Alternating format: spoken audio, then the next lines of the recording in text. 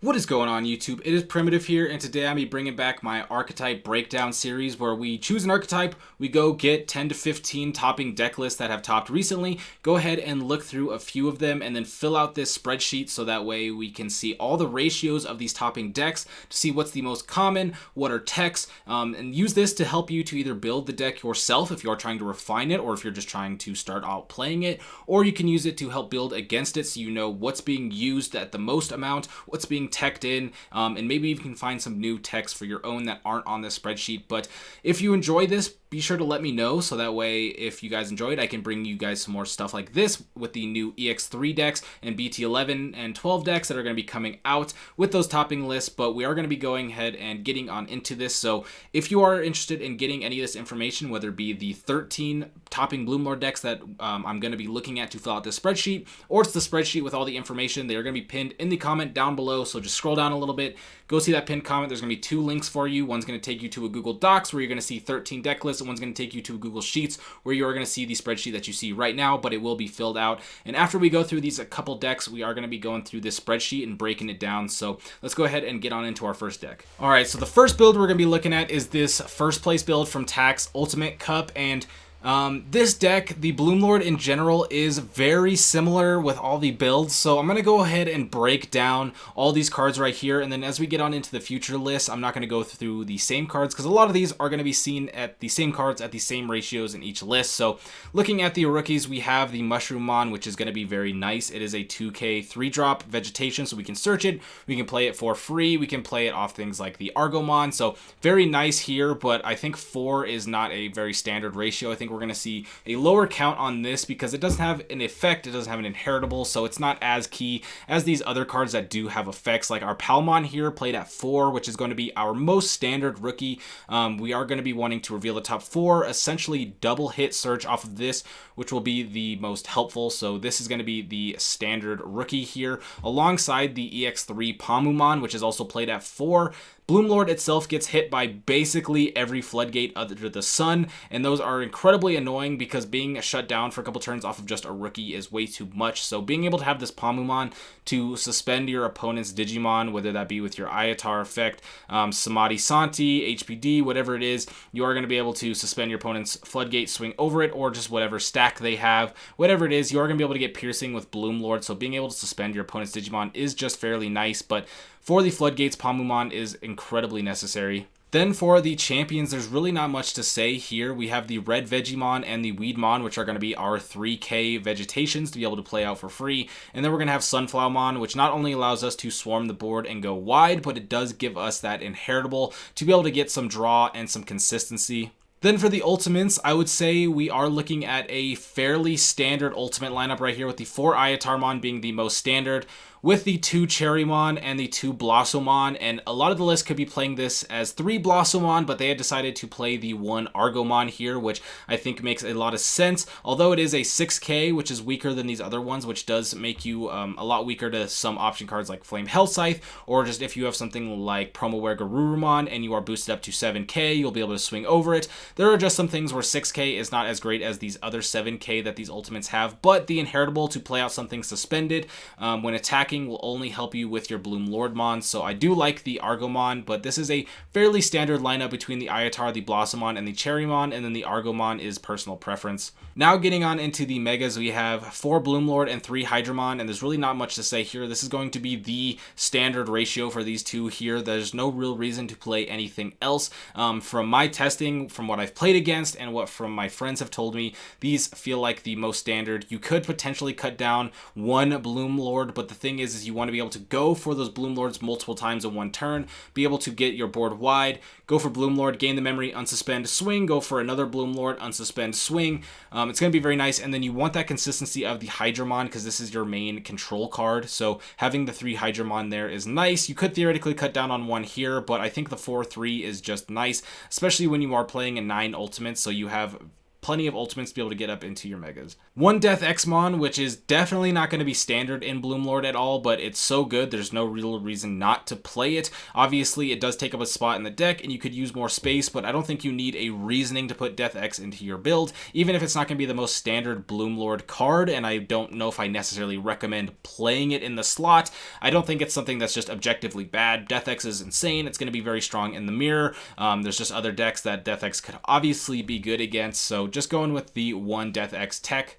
Option cards, we have the one Grand El Sol, which I'm not the biggest fan of. Not Grand El Sol, just the one of. I think when it comes to removal cards, playing it as a one of is just so inconsistent that it makes me feel like you should just not be playing it at all, because the chances of you being able to get this in the scenarios where you want it is very low. And unless you just have one extra free space and you're putting this in there as, oh, you know, maybe it'll be in security, maybe I'll need it in hand, something like that. I think having two or more removal cards is going to make it so you have a higher consistency of actually seeing it. So I don't necessarily have a problem with Grand El Sol. It's just maybe the one of removal card I personally am not the biggest fan of. What I am a big fan of, though, is one of HPD, which this card obviously is restricted, so you can only play it as a one of, but this card is insane in this deck because with Bloomlord, you're going to be able to gain the memory when you have suspended Digimon, so you could HPD your Bloomlord, suspend it, gain 3-4 memory without having to pay memory to Digivolve, unsuspend, and now you have a ton of memory to work with on that turn, so HPD is insane.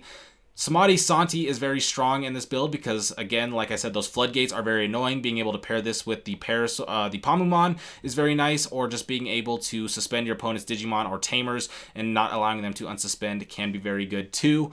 Green Memory Boost is going to be our standard consistency card. Being able to gain that extra memory, being able to gain that search. I don't really see a reason not to play Green Memory Boost in here or in most decks, really. They are just so good. And then to finish it off, we are playing the one Mimi. I think the two of is going to be pretty standard. Two of Memory Tamers is just pretty standard in a lot of builds, but we are just going to be seeing one in here, maybe to make room for something like this Death X. And then for the Digitama, we have the 4 Argomon and the 1 Gummymon. This is going to be the standard for sure. If you want to play 5 eggs, you are going to be playing 4 Argo and 1 Gummy. There is maybe some room for other things, but I think they're going to be less optimal. And you do probably want to play 5 eggs just for either Mimi hatching purposes to be able to have as many eggs as possible, or just be able to keep putting rookies and raising, promote, and essentially getting those Digimon out for free for maximum aggression. So this deck is going to have a lot of standard stuff. Like I did mention earlier, when we go into the next couple decks, I'm not going to go over all the same cards over and over again, but we will go over some of the differences. Next up, we have the 4th place from TAC's Ultimate Cup, and this deck is going to have a lot of similar things as we saw last time with a couple of changes. First off, we do have that memory blocker Terramon. We aren't playing 4 of the Mushroomon, but we have more floodgates in here. Terramon obviously is just a very strong card that's been around for the past many metagames. Being able to block memory is just so good. It's good in the mirror. It's good against things like Memory Boost, Hammer Sparks, anything like that, so I don't think Terramon is too bad. I am definitely a big fan. Champions here are the same as last time, except this time we are playing 3 Weedmon over 4, and I don't think that changes much. I think the difference between 11 and 12 champions in this build is almost the exact same thing. I don't think it's going to change too much from my experience. I personally was testing with 11, did see some with 12. I don't think it's going to change how the deck plays that much. I think it just kind of gives you more consistency of playing things sometimes, but again, that's not that big of a deal. Ultimates are going to be fairly standard here, except we are playing the 3 Ayatarmon over the 4, which is what we see a lot more. And usually we see this at 4 and this at 3 without the Argomon, but it looks like they cut one of these to play the Argomon and then kept the standard 2 Cherrymon. We also see that they have this one of Chimeramon in the build, which I did upload a video about a week ago or so where a Bloomlord did go for Chimera, DNA Chimera, and be able to swing in, and that's how they won the set. But it's one of those things where there are some niches for it. Being able to get some DP reduction is nice to be able to maybe pop some rookies. Being able to DNA to get some swings is nice, but for the most part, I don't think Chimeramon is the most powerful ultimate in this build. I don't really think it's really in the realm of these other ultimates over here. I don't think Chimeramon's bad. Chimeramon has shown over and over again that is a very strong card, but in Bloomlord specifically, I don't really think of Chimeramon when I think of Bloomlord. So it is a card that if you see use for it, you could definitely get use for it. I have seen people playing it in tournament and get results. Obviously, we have results right here for it, but I think as far as consistency goes, it is not going to be the most consistent ultimate. Mega time, we have the 4 Bloomlord and the 3 Hydra, which again, I think is going to be fairly standard for basically every single list, but we do have 1 Nidhogg, which is going to be nice. There is a lot of decks where you could be able to bottom deck a lot of their suspended Digimon or just suspend them out. This pairs really well with things like the Palmuman Samadhi Santi. You can even Weedmon Digiburst and actually get the Digiburst effect off of this, because I think this is the only Digiburst card that you'd see in a build like this outside of maybe Reflagemon, and so you can actually get some use off of the Weedmon inheritable. But I think Nidhogg, as far as the tech megas, which is really just Nidhogg and Shivamon, I think Nidhogg is a little bit better. I think the Shivamon does do well versus things like control decks, security control, Mastamon, option-based decks like that. But for the most part, I think Nidhogg's control-y board state is going to be very nice, especially because you can suspend so many Digimon on your opponent's board, and you can pair that with things like HBD.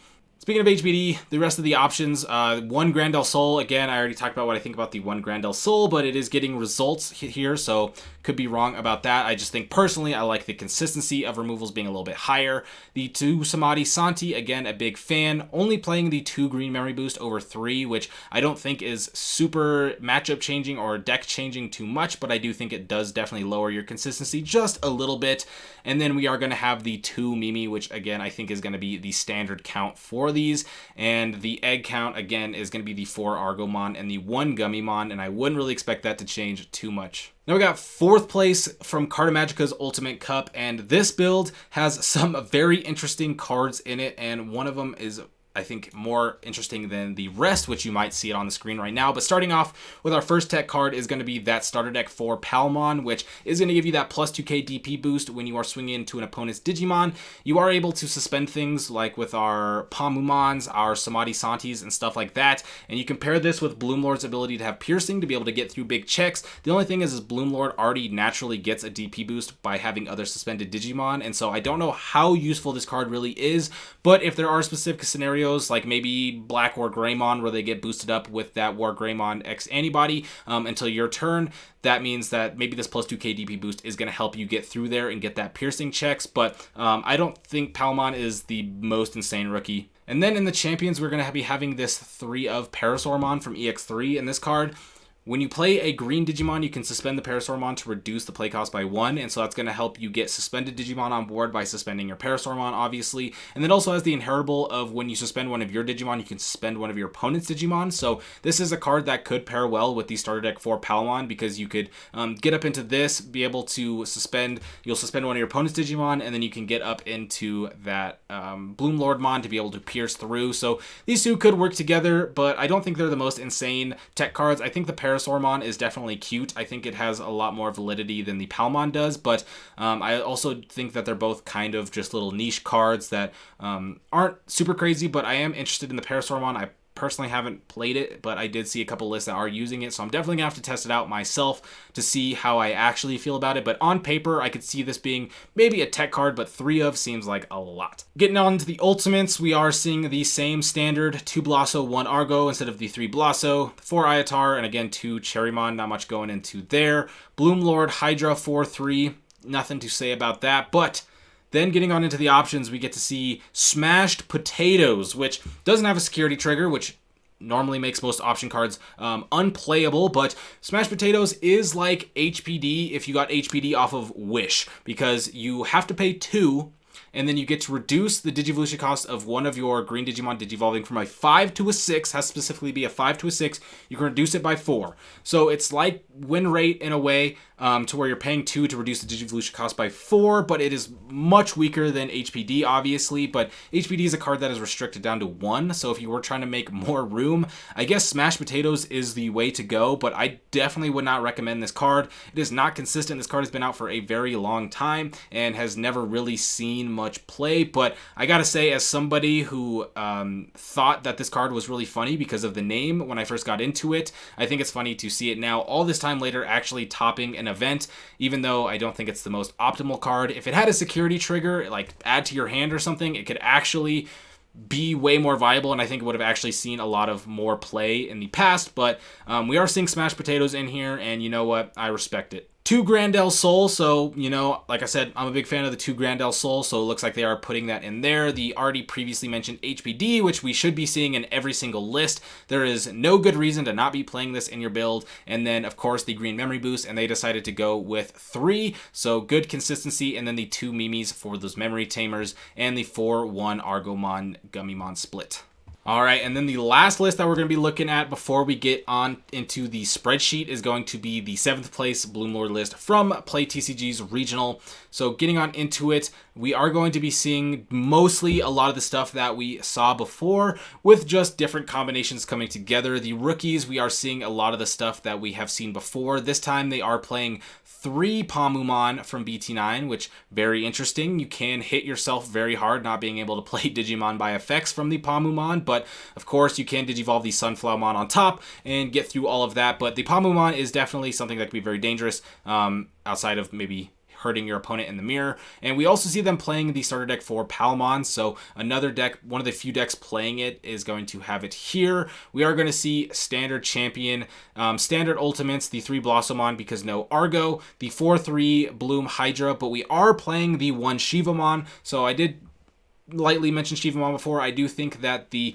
Nidhog is a little bit better of a tech slot, but if you do really feel like you are hurting versus these control option decks, whether that be Security Control, Mastamon, things like that, the Shivamon is very nice because you have all your suspended Digimon. They can't do anything about it, and it is very annoying for those builds. So I don't hate Shivamon. I think Nidhogg is just a more reliable, consistent card. And to finish off the Digimon, they are also playing the 1 of Death Xmon, which again, not too much explanation on, potentially the best card in the game. Option cards, we just have the 1 HPD and the 1 Samadhi Santi, so much lower count on the Samadhi Santi just as a tech card. No Grandel Souls, as we can notice, going in for more Digimon it looks like.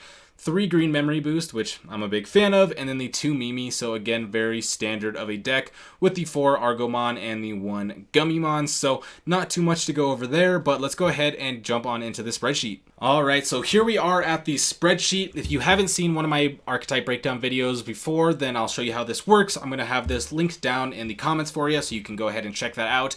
On the left here, we are going to have all the cards that were seen in these lists at the ratios that we're at. And so if you don't know what a card is, like let's say, for example, you are unsure exactly what the Palmon from SD4 does, you can go ahead and click on this link right here. It'll take you to digimoncard.io where you'll get that card's full page right there. And then we have the 4, 3, 2, 1 count. This is seeing how many decks were playing it at a certain count. So as we can see here, there are 13 decks that we looked at.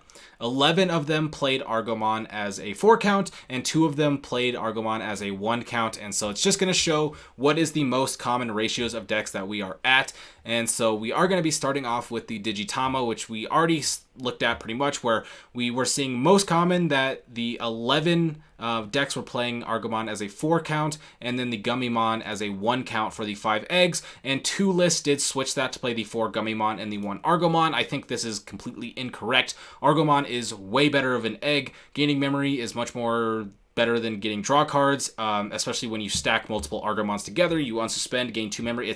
It's insane. Argomon, I think, is just much better, but we didn't see any other eggs used, so this is going to be the standard. Now moving on into the rookies, we are going to be having 2 rookies that were played in all 13 builds, which is going to be that BT10 Palmon and that EX3 Palmuman. Both of them played as a 4 of in all 13 decks, so very a good indication that you should be playing these as a 4 of, or at least 3, but no other decks played any lower. These are going to be the most consistent, and I completely agree. Palmon is a great search card. The Palmuman helps you with so much of the deck's weaknesses that I don't see any reason to play these at any lower. Right behind it, though, we do have the BT9 Palmuman, which is a very dangerous card to play in this deck, but is so good in a lot of matchups that you are going to be playing it. We're going to see it most commonly as a 2 of, with a couple decks playing it as a 1 of and 3 of, but 2 of being the most common. I like the 1 or 2 of at the lower count just because, like I said, it can damage you, but it's one of those things where you have to play it, and then you have to Digivolve up on top of it, which you don't always want to Digivolve up on top, but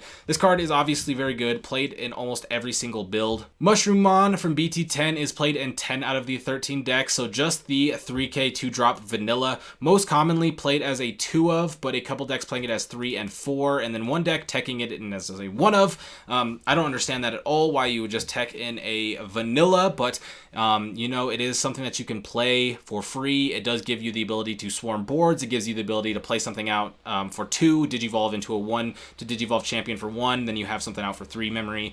It's viable, but I don't think Mushroomon is the craziest as the 3 above it. Terramon from BT3, gonna be a card that isn't seen as much, just about half the decks.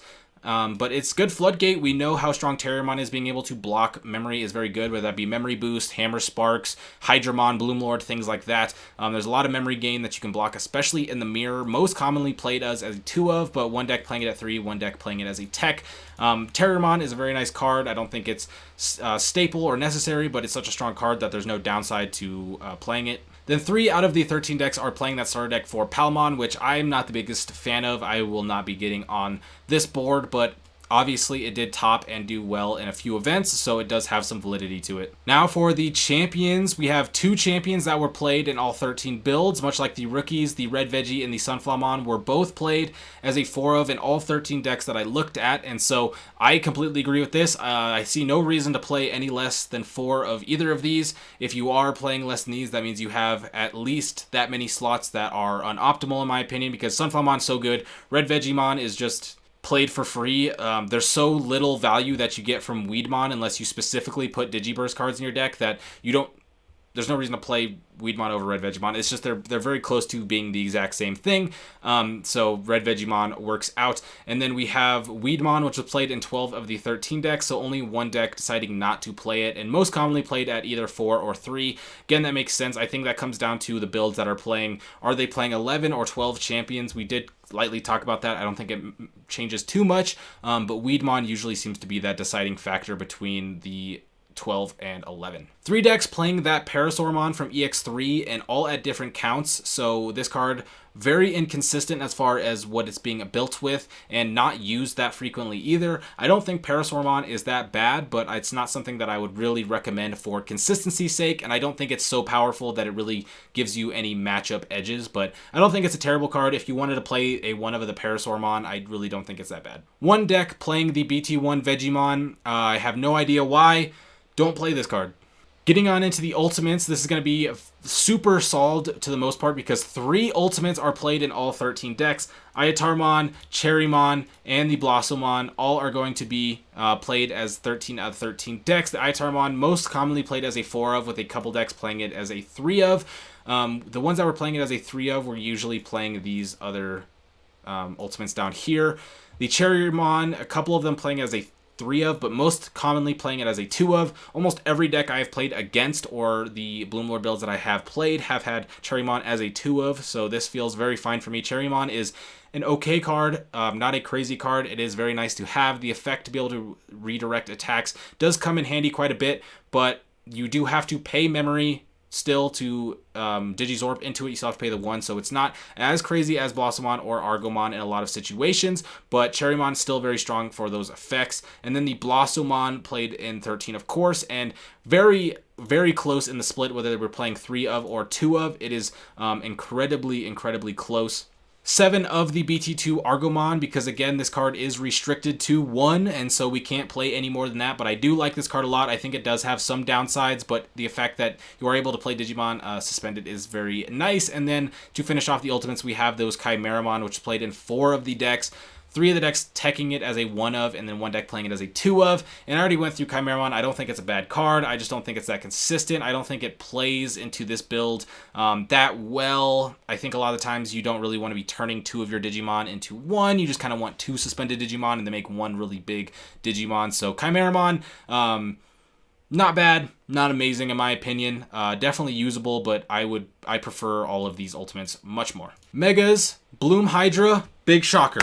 They're all playing Bloom and Hydra. I know this is a big shock to everybody, but Bloomlord most commonly played as a 4 of, some 3 of, random deck playing it as a 2 of, but 4 of should be, because I think Bloomlord is the mega that you are going into most consistently. Hydramon, you might go into 1 or 2 a game. Bloomlord, you could go into 2 in 1 turn and do that 2 turns in a row. You know what I'm saying? There's so much memory gain with the suspending cards that Bloomlord just makes perfect sense as a 4 of. And then Hydramon is what really brought this deck together, having that control factor, being able to just make your opponent lose that memory, gain the memory when they are attacking. It is so strong, and we see it played as a 3 of in most builds. All the decks we looked at played as a 3 of, but there was one deck just teching it in as 1. I think that's incorrect. I think you're in this range. Most of the decks are playing it at 3. I think that's correct for consistency purposes, at least from what I found, but I think you could also get away with playing it at 2 and be fairly similar to where you were at. Nidhogmon is the one that I think surprised me the most, having a 6 out of 13 decks. Did not expect this many builds to be running in Nidhogg. I mean, I do like Nidhogg. I don't think it's a bad card. I just didn't expect, I was expecting this to be maybe in the 3 or 4 range, like how the Shivamon is, but 6 decks, nearly half playing Nidhogg as a tech, 1 deck playing it as a 2 of, which I think is incredibly greedy, but I do like Nidhogg as the tech. If you're going to be teching in a Mega, like I said, I like the Nidhogg a bit more, but the Shivamon does have merit, as we see 4 of the 13 decks are teching it in there. So I think that's personal preference. If you need to have a little bit better matchup versus control decks, Shivamon is a great way to go about it. And then 1 deck playing Reflagermon, which gives you Digiburst potential, gives you a little bit stun, something like that, but I don't think it really flows with the other Megas so well. To where we only see 1 deck playing it, and I think that's for a pretty good reason. The only level 7 we saw in these decks are Death Xmon, and 4 out of the 13 decks were playing at Death X as a 1 of, and there's not too much to say about Death X. It's just one of those things where some matchups it's really good, some matchups it's not so good, but they decided that the 1 of was worth that slot, and you know, Death X is usually worth slots in a lot of decks. Mimi, the only tamer that we saw played, and he was played in all 13 of the 13 decks, most commonly as a 2 of, which I think was going to happen regardless. I think 2 of as memory tamers is very standard in a lot of these decks like this or Black or Greymon or stuff like that. 2 is very nice, 1 is very inconsistent, 3 sometimes is too much, so 2 is a good number, but we did see some lists playing it as a 1 of, just that we can make more room for either option cards, or you just don't value the memory tamer as much because you are able to gain memory from things like Bloomlord or Hydra, so you don't have to worry about it as much. And then 1 deck playing 3 Mimi, and you know, I do personally think that is a bit much. I like playing 3 Mimi in things like Grandis because you are looking to turbo those rookies out, but in Bloomlord, I don't know if it's as necessary. I did like the 2, that's what I was playing. Now to get on into the last section of our spreadsheet, it's going to be the option cards, and not very many options used in these builds. The top 2, the Green Memory Boost and the HPD, were used in every single build. Green Memory Boost most common as a 3 of, which I think is, again, I think that's just a standard ratio for Digimon. I feel like a lot of decks in Digimon have a lot of very similar ratios regardless of the deck, like the Memory Tamer. I think a lot of decks play 2 Memory Tamers, and a lot of decks I think play 3 Memory Boosts. So this is something that is a common ratio, I think, for just a lot of decks in general, but we did see a couple decks playing it as a 2 of, 1 deck playing all 4. I think the difference between this is not going to be as much. I think 3 is just a very good consistency number. If you've seen a lot of my deck list profiles, there's a lot of cards that I will play at 3 just because 4 just feels like too much and 2 feels like too little. 3 is just a very good number for cards that aren't necessarily staple to the deck but are good enough to where you want to see 1 or 2 of them a game. HBD as a 1 of because it is restricted. Can't play anymore, and if you could, that would be insanely broken. 12 out of the 13 decks are playing Samadhi Santi, which makes perfect sense to me. Samadhi is absolutely insane, and most commonly as a 2 of with a couple techs, and then again a 1 of out here as a 3 of, but I think 2 is very nice. Just for consistency, I've been saying this a million times, deck cards that are crucial for removal or slowing down your opponent's deck, I think are just better as 2 ofs over 1 ofs, like the Grand El Sol and stuff like that, but as the Grand El Sol, we see 5 of the 13 decks, and 3 of them were 1 ofs, so I'm spouting the 2 to 3, but the numbers are showing that 1 is nice. I still think that you could very easily just cut the 1 Grand El Sol in this list and make it anything else, and it'll be exactly the same because of 1 removal card in your 50 card deck is going to come up so little that I think even removing it won't change. It'll change like 1 out of every 6 to 7 games maybe. And to finish it off, we have the 1 Smashed Potatoes. Shout out to the warrior that brought these Smashed Potatoes and keeping the Smashed Potatoes dreams alive. I would not recommend playing this card in your build if you are building Bloomlord, but if you do and you top with it, you have my respect because we got to keep the Smashed Potatoes alive. But that is going to be the spreadsheet, and we did go through, and we only went through 4 of the 13 decks. If you want to see all 13 of them, check that pinned comment down below. If you want to check the spreadsheet, pinned comment. It's all going to be there. And if you want to see previous ones like this, I do have a playlist of archetype breakdown builds. They are from previous decks, but because of BT9 being so prevalent, that some of those BT9 videos are still relevant today somehow. But if you enjoyed, please let me know so I know to do more of these or not, if it's something that you all enjoy. But with that being said, I'm going to go ahead and get on out of here. Happy New Year once again. I hope you all have a fantastic day. Peace out.